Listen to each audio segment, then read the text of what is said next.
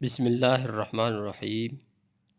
حدیث شریف میں آیا ہے کہ سونے کے وقت باوضو بستر پر آؤ، وضو نہ ہو تو نماز کے وضو کی طرح پورا وضو کرو، پھر تہبند کے پلو سے یا کسی بھی کپڑے سے 3 مرتبہ بستر کو جھاڑو، پھر یہ دعا پڑھو کہ دعا پڑھ کر بستر پر لیٹو۔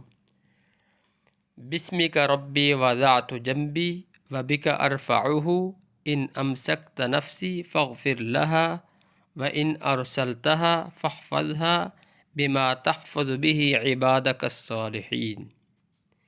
ترجمہ اس دعا کا یہ ہے کہ یا اللہ، تیرے ہی نام کے ساتھ میں نے بستر پر اپنا پہلو رکھا ہے اور لیٹا ہوں، اور تیرے ہی نام سے اٹھاؤں گا، یعنی بیدار ہو کر اٹھوں گا۔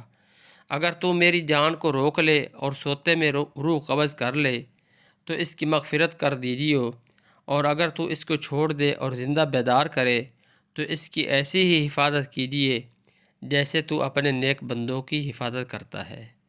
یہ حدیث اور دعا سیاہ ستہ میں ہے۔ حضرت براء ابن عازب رضی اللہ عنہ سے یہ مروی ہے۔ لہذا ہمیں چاہیے کہ ہم پیارے نبی کریم صلی اللہ علیہ وسلم کے طریقے کے مطابق سوئیں، بستر پر اس طرح آئیں جس طرح اللہ کے نبی صلی اللہ علیہ وسلم آیا کرتے تھے، یعنی آپ علیہ السلام اپنے بستر کو جھاڑا کرتے تھے کپڑے سے اور باوضو سوتے تھے۔ لہذا ہمیں بھی باوضو سونا چاہیے، اور اس کی بہت زیادہ فضیلت ہے جس کی تفصیل میں نے دوسری ویڈیو میں بتائی ہوئی ہے۔ اللہ رب العالمین پیارے نبی کریم صلی اللہ علیہ وسلم کے ایک ایک طریقے کو، ایک ایک ادا کو اپنانے کی، عمل میں لانے کی توفیق عطا فرمائے۔